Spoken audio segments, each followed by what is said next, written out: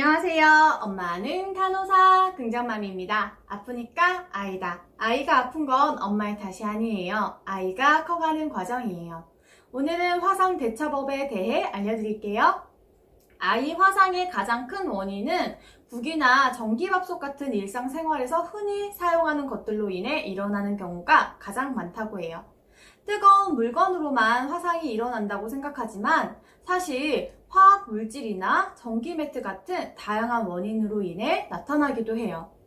화상 상처는 흉터가 없어지지 않고 평생 남는 경우가 있기 때문에 부모님이 특히 신경을 써주셔야 해요. 화상 사고가 일어나면 아이는 뜨거워서 울고불고 부모님은 크게 당황을 하는 경우가 많아요. 가장 중요한 건 첫 번째도 두 번째도 침착하셔야 해요. 초기에 부모님이 얼마나 대처를 잘 하셨느냐에 따라 아이의 상처 회복의 기간과 흉터의 유무가 결정돼요. 엄마가 당황하면 아이는 더 불안하고 무서워하기 때문에 당황하지 말고 침착하게 대처해주세요. 우선 빨리 가까운 욕실이나 싱크대로 아이를 데려가 주세요. 상처를 입은 상처 부위를 흐르는 물 아래 20분가량 두어서 상처 부위 온도를 낮춰주세요. 수압이 너무 강하면 아이가 아파할 수 있으니까 너무 강한 수압은 피해주세요. 이때 얼음물이나 얼음을 직접 상처 부위에 사용하시는 건 혈액순환을 방해해서 상처 회복을 늦출 수 있어요. 뿐만 아니라 얼음물이나 얼음은 아이의 체온을 낮춰 저체온증에 빠뜨릴 수 있으니 마음이 급하더라도 얼음과 얼음물 사용은 피해주세요. 만약 옷 위에 뜨거운 물질을 쏟아 화상을 입었다면 옷을 입은 채로 물에 담궈주시면 돼요.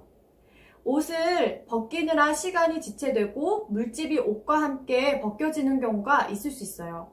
옷 위에 직접 20분 이상 또는 통증이 없을 때까지 물을 이용해 상처 부위 온도를 낮춰주시고 그 후에 옷을 벗기고 깨끗한 손수건이나 거즈를 찬물에 적셔 상처 부위를 살짝 덮은 뒤 병원을 방문해 주세요.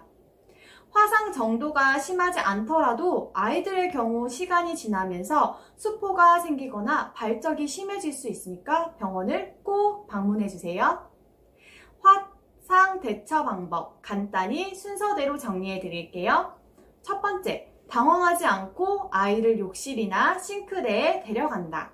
두 번째, 물의 압력이 강하지 않도록 조절해서 상처 부위 열을 식힌다. 세 번째, 20분가량 상처를 식힌 뒤 깨끗한 거즈나 수건을 찬물에 적셔 상처를 감싸고 병원을 방문한다. 여기서 주의사항이 있어요. 상처 부위에 연고나 수딩젤, 된장 같은 다른 물질은 절대 바르시면 안 돼요. 초기 진단에 방해가 될 수 있거든요. 네 번째, 화상 부위가 클 경우 화상 전문 병원을 방문해 주세요. 조금 더 전문적인 치료를 받을 수 있어요. 화상, 무조건 흉터가 남을까요? 아니요. 화상 단계에 따라 흉터가 남기도 하니 함께 알아볼게요. 화상은 크게 4단계로 나뉘어요. 1단계는 피부가 빨갛게 된 상태고요. 통증 외에 다른 증상은 없어요. 흉터도 없고요.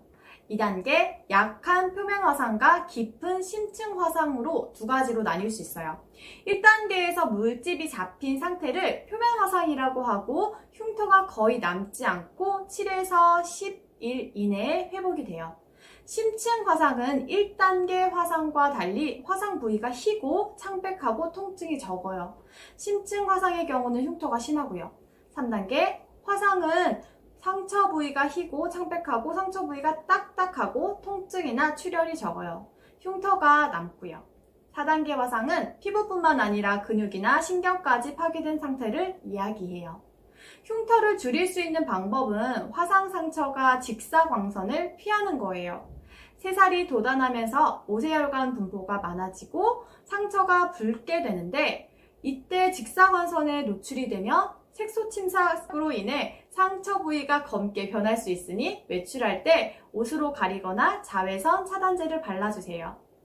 화상의 가장 좋은 대처는 예방이에요. 상처가 생긴 후에 후회하면 늦어요.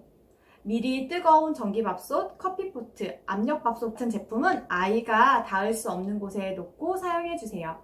아이에게도 뜨거운 물건이라고 미리 교육하고 가까이 가지 않도록 지속적으로 이야기해주시는 것이 더욱 좋겠죠?